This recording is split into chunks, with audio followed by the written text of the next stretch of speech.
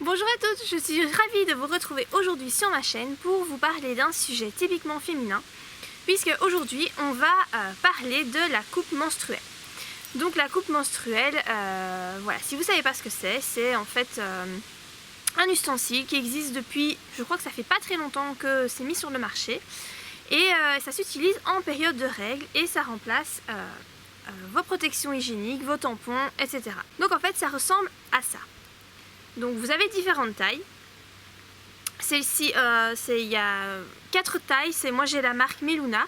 Et donc celle-ci c'est la taille L. Donc il y a, je crois que c'est S, M, L et XL. Celle-ci c'est la L. Et donc ben voilà, comme vous pouvez voir, ça fait cette taille-là. Ça paraît assez gros. Et bah voilà, c'est vrai que c'est quand même assez grand. Donc en fait, comment ça s'utilise? Parce que ça peut faire peur quand on voit ça comme ça. Franchement, moi j'avais montré, quand j'avais acheté, j'avais montré à mes collègues. Et quand elles ont vu la circonférence de ce machin, franchement, elles m'ont dit, elles m'ont traité de folle. Elles m'ont dit, mais enfin, ça doit être impossible à mettre. Enfin voilà.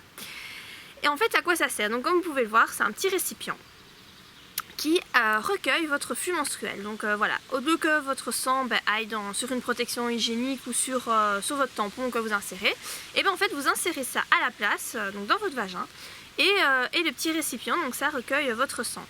Alors comment ça marche? En fait c'est en silicone. Voilà, vous voyez, c'est tout mou, c'est un silicone voilà, spécial fait pour cette utilisation là. Et donc quand vous l'insérez, en fait les bords se collent aux parois de votre vagin, puisque le vagin, voilà, c'est un muscle, ça se colle aux parois de votre vagin, et en fait c'est complètement étanche, le sang ne passe pas. Ça fait 2 ans que j'utilise les coupes menstruelles, donc j'ai pu bien les utiliser pour vous donner mon avis aujourd'hui. Et donc en fait, je peux plus m'en passer, ça c'est clair. Si j'avais su que ça existait avant, franchement, je me serais jetée à l'eau avant. Voilà, donc il y a plusieurs choses à savoir par rapport à ça. Donc déjà, pour l'insérer, donc comme je vous ai dit, ça peut faire peur. Donc ça c'est, vous avez des plus petites tailles, vous avez donc la S et la M qui sont plus petites. Le truc c'est que si vous avez eu un enfant, laissez tomber, il vous faut absolument la L, voire la XL. Moi j'ai la XL aussi parce que au début, quand mes règles sont revenues après avoir eu ma fille, je perdais beaucoup de sang. Et donc la L ça suffisait pas, je devais aller toutes les heures aux toilettes, donc c'était vraiment pas possible, toutes les heures pour la vider, donc j'ai dû acheter la XL. Mais maintenant que mon flux s'est stabilisé, eh bien la L me convient complètement. Alors en fait, ce qui est vraiment très bien, c'est que moi je l'insère le matin. Enfin en fait je la quitte pas en fait, je la mets dès que mes règles apparaissent, je la mets et en fait je la garde jusqu'à quasiment la fin de mes règles. Et je la vide, normalement eux ils conseillent de la vider toutes les 8 à 12 heures, maximum 12 heures pour la vider. Quand c'est les premiers jours des règles, le premier jour et le deuxième jour, je la vide toutes les 4-5 heures, quelque chose comme ça. Et voilà, ça convient très bien. Je passe mes nuits avec ça, je n'ai jamais de fuite, jamais de fuite. Pourtant, voilà, les nuits, je dors quoi, 7 heures, 7-8 heures, 8 heures quand j'ai beaucoup de chance. Sinon c'est plus 7 heures. Et voilà, j'ai jamais de fuite, j'ai jamais aucun souci. Et quand voilà, mes règles sont moins abondantes, donc on va dire après le deuxième jour, en général je la mets au matin, je la vide quand je me lève. Et je la laisse toute la journée jusqu'au soir, jusqu'à ce que j'aille prendre ma douche. En général c'est plus que 12 heures, mais bon, eux ils conseillent maximum 12 heures, mais voilà, moi je laisse parfois plus que 12 heures et franchement j'ai jamais eu de soucis par rapport à ça. Alors pourquoi c'est bien d'utiliser ça? Parce que déjà c'est un gain d'argent énorme, parce que la coupe ça coûte je crois une quinzaine d'euros et voilà, la durée de vie c'est 5 à 10 ans. Donc faites le compte, vos boîtes de tampons, vos boîtes de serviettes hygiéniques, ça coûte la blinde, hein. Je sais même plus comment ça coûte, genre 5 euros là, enfin je sais plus la boîte, un truc dans le style. Enfin bref, ça coûte mort cher. Et voilà, là ça coûte 15 euros et vous êtes tranquille pour 5 à 10 ans. Alors, ce qui est bien aussi, c'est que c'est très économique. Si vous êtes quelqu'un qui fait attention à la planète, etc., et ben c'est vachement bien parce que voilà, il n'y a pas de déchets. Vous la videz, vous la rincez et il n'y a aucun déchet. Donc ça, c'est vraiment très bien. il n'y a aussi pas le risque, vous savez, je sais plus comment ça s'appelle cette maladie, vous savez quand vous mettez des tampons, il est possible de faire une certaine maladie, je sais plus comment ça s'appelle, mais c'est toujours bien marqué sur la notice dans les boîtes de tampons. Enfin soit avec ça, il n'y a aucun souci, il n'y a pas de risque de maladie, il n'y a rien du tout. Il y a aussi beaucoup moins de risque de faire des infections vaginales avec ça. Moi je sais avant, voilà, j'utilisais des tampons très rarement parce que ça m'irritait, je détestais utiliser ça. Ça me faisait mal, ça m'irritait à l'intérieur quand je devais retirer le tampon, c'était juste une horreur. Et bien avec ça, ça fait pas mal du tout. Vous pouvez même mettre votre coupe menstruelle sans avoir vos règles et vous verrez, vous aurez pas mal, même quand vous allez la retirer, ça fait pas mal du tout. Aucune douleur, vraiment rien du tout. Alors bon, on en vient à l'insertion, à proprement parler. Au début, c'est vrai, c'est pas facile. Le truc, c'est qu'il faut vraiment pas avoir peur de se toucher. Si vous êtes dégoûté, si le fait d'avoir vos règles ça vous dégoûte, si vous aimez pas trop, vous triturez, le vagin, je vais dire ça comme ça parce que voilà, je vois pas trop comment je pourrais le dire autrement. Ça vous conviendra pas parce que c'est clair que au début c'est compliqué. Maintenant, franchement, allez, je veux dire la première, deuxième utilisation, c'est pas facile. Moi ça m'est arrivé plusieurs fois de mal la mettre et donc j'avais des fuites. Mais à partir de la troisième utilisation, voilà, c'était bon, j'ai plus de soucis. Maintenant, ça va super vite, en 2 minutes, je la vide, je la remets et on n'en parle plus. Et donc en fait, il y a plusieurs techniques pour les insérer. Moi, je vais vous montrer celle que j'utilise, celle que j'ai trouvée sur internet, que j'ai trouvée aussi dans le petit feuillet explicatif quand on commande. En tout cas pour cette coupe-là, il y a un petit feuillet explicatif. Et donc en fait, ce que vous devez faire, vous devez prendre votre petite coupe et vous devez faire un C, comme ça, avec votre coupe. Vous faites ça et vous l'insérez, donc vous la tenez bien avec vos doigts de cette façon là et puis vous l'insérez et une fois qu'elle est bien mise dans votre vagin, hop, vous lâchez et normalement en fait elle se déplie et elle se met donc dans cette position là à l'intérieur du vagin. Elle se colle bien aux parois et donc c'est ce qui fait que c'est étanche. Ce qu'il faut faire aussi, c'est pour être sûr que ça adhère bien à toute votre paroi vaginale, vous devez la faire tourner. Donc vous voyez, il y a un petit machin ici au bout.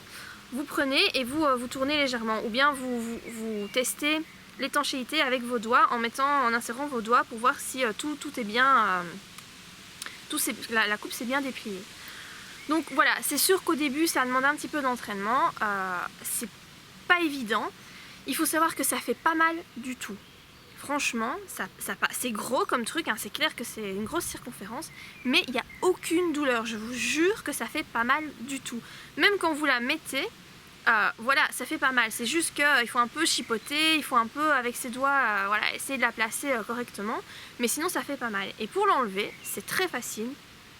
Donc voilà, votre coupe est mise, il vous suffit de pincer ici le bout, et ça fait en fait un appel d'air, du coup, parce qu'elle se décolle des parois vaginales, et vous tirez. Et voilà, vous la videz dans la toilette directement. Moi c'est que pendant la nuit, je sais pas trop ce qui s'est passé, mais elle est remontée. Donc normalement en fait ça se met vraiment tout en bas de votre vagin. Ça se met beaucoup moins haut qu'un tampon. C'est vraiment, voilà, vous sentez normalement le bout qui est à l'entrée de votre vagin. Ça monte beaucoup moins haut qu'un tampon. Et moi ce que j'ai eu c'est qu'elle est remontée. Je sais pas trop comment ça se fait, je sais pas ce qui s'est passé parce que je dormais, donc j'ai pas trop compris.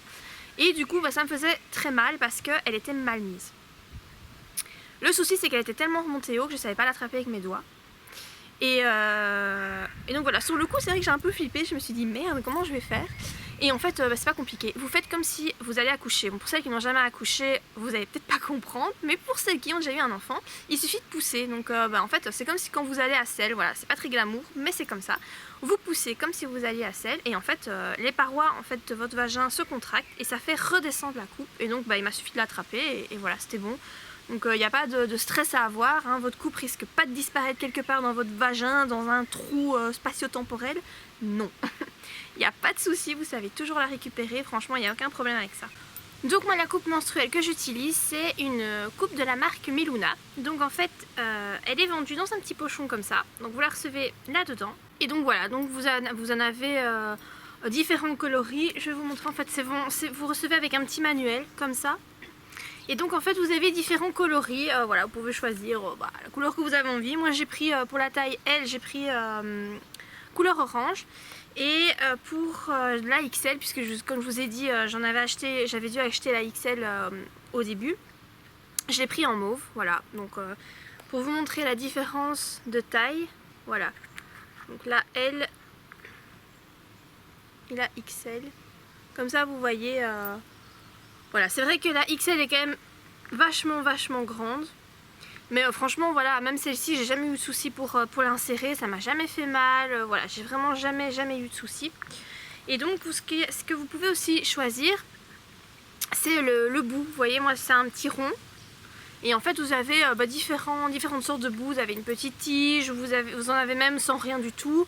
Voilà, c'est vraiment, vous pouvez choisir. Il faut savoir que ça ne sert pas à grand chose, ce petit truc là. Voilà, vous vous en servez pas parce que pour retirer votre coupe, vous ne devez pas tirer, vous devez vraiment pincer.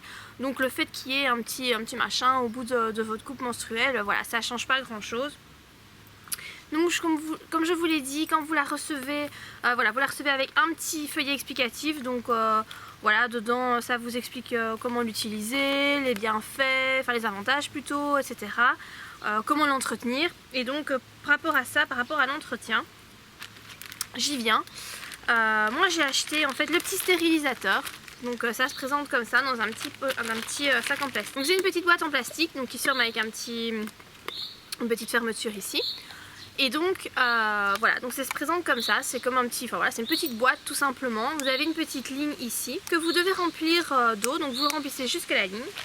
Vous mettez votre coupe menstruelle donc à la fin de vos règles. Donc quand vous avez fini, voilà, vous n'avez plus vos règles, vous devez la stériliser. Donc vous la mettez dedans, vous remplissez d'eau. Et moi je la mets 5 minutes au micro-ondes. Donc voilà, je ferme ma petite boîte et voilà.